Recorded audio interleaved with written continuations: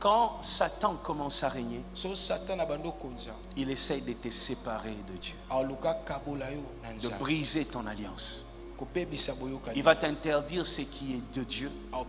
Il va t'interdire ce qui te fait avancer. Il va t'interdire ce qui te nourrit spirituellement. C'est ce qu'il va t'interdire. Quand il vient, il vous sépare.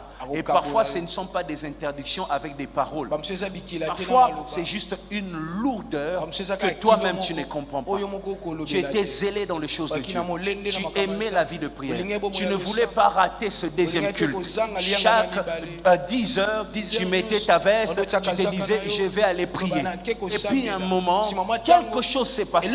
Parfois, tu ne sais pas exactement ce qui s'est passé, mais tu sens que une séparation commence à arriver. Quand le diable entre dans ta vie, il utilise des choses, des circonstances, il utilise des douleurs, il utilise des événements pour te séparer de Dieu.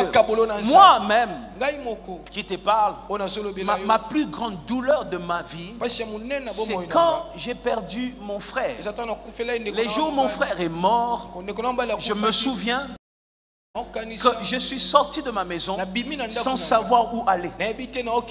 J'avançais en voiture, je me suis retrouvé à Maluku.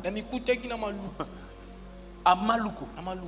On a tourné et je suis entré chez moi. Vous voyez ça? Je ne savais pas où j'allais. C'était une douleur que je ne pouvais pas expliquer. Pourquoi? Parce que quand il est malade, je me suis sacrifié. J'ai laissé mon lit, j'ai dormi par terre.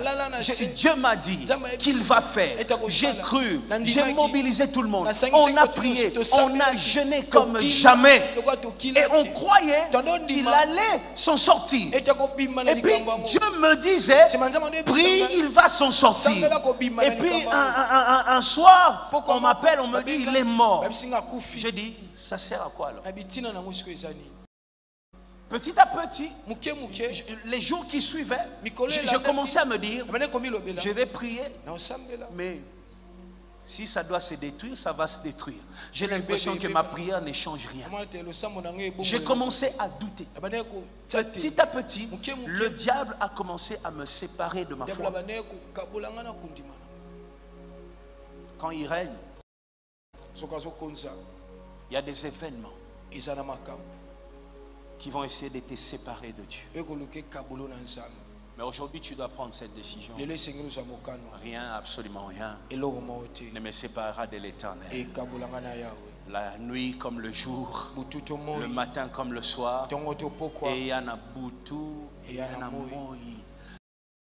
Rien ne me séparera de Dieu. Je resterai attaché à lui. Je resterai attaché à mon église. Je resterai attaché à ces dieux puissants. Si ça ne marche pas aujourd'hui, ça marchera demain. Rien ne me séparera de Dieu. Et ma prière d'aujourd'hui et que la chose qui essaie de te séparer de Dieu tombe au nom de Jésus-Christ. La chose qui essaie de t'éloigner de Dieu tombe au nom de Jésus. La chose qui essaie de t'emmener loin de l'église tombe au nom de Jésus-Christ.